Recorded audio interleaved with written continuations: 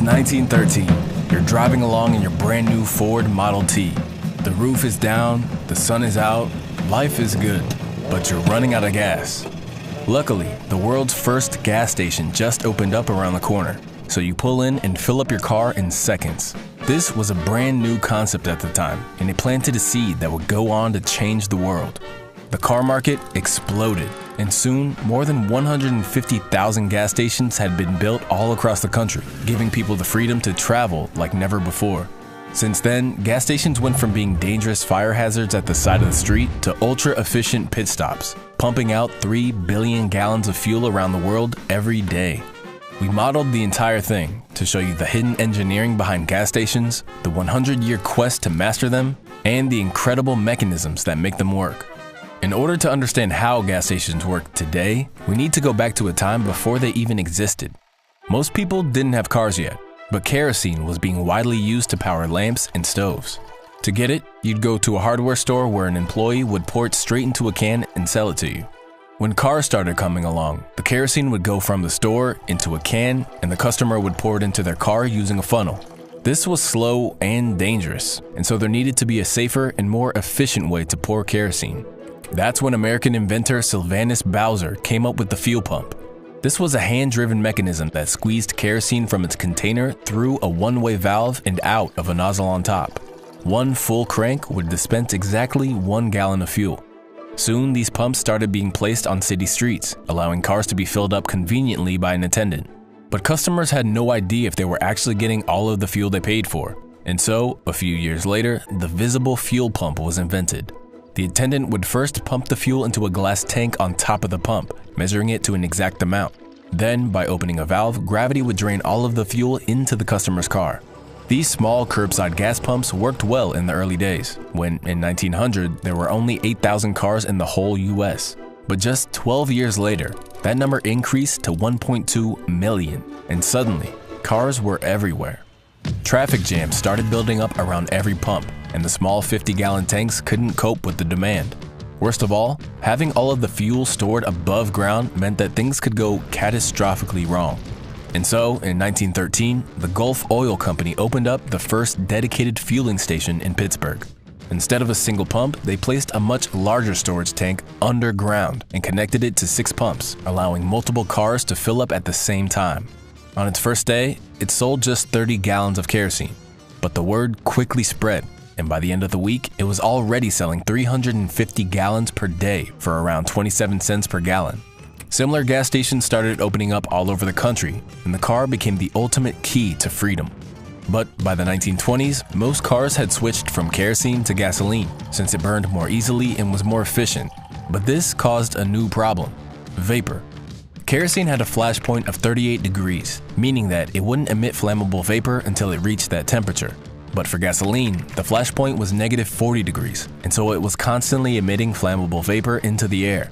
This vapor would build up inside the tanks and pollute the air whenever someone filled up their car. All it took was one small spark, and the customer would quickly become history.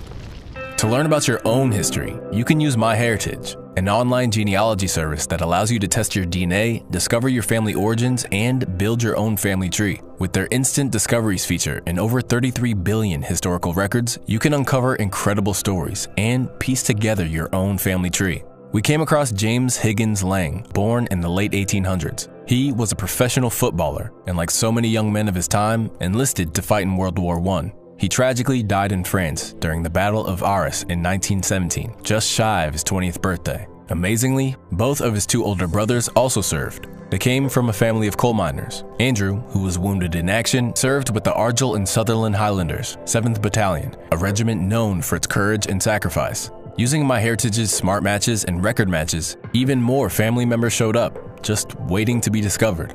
Once you've built your tree, MyHeritage offers AI tools that can restore, enhance, colorize, and even animate historical photos, making them feel incredibly real. To uncover your own story, start with MyHeritage and use the link in the description to get 14 days for free. In order to turn gas stations from dangerous fire hazards into efficient self-service pit stops, some clever engineering had to happen. Up until this point, cars were always filled up by a trained attendant. But as competition started to rise, gas station owners were desperate to lower their prices. And so, in 1947, Frank Ulrich opened the first ever self-service gas station.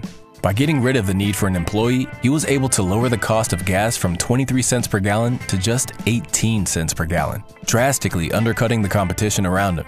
But the idea of customers handling their own gasoline seemed dangerous, and so self-service stations were banned throughout most of the country. The problem was, customers had no clue when their tanks were full, and so gasoline would often spill out all over the gas station.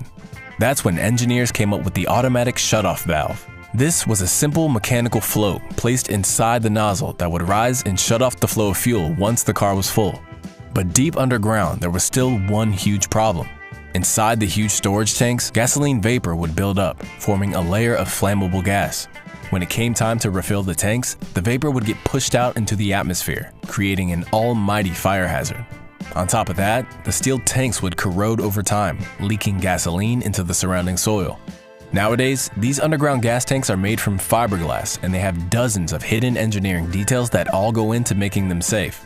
Here's how it all works.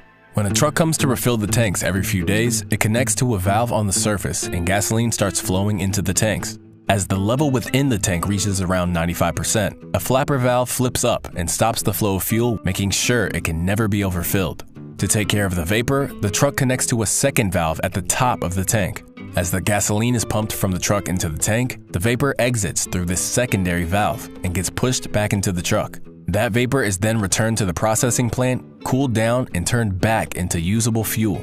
When a customer goes to fill up their car, a pump placed at the bottom of the tank activates and starts sending gas up through a series of pipes and filters into the fuel dispenser. From there, it flows into the fuel nozzle, which is perhaps the most interesting piece of the puzzle.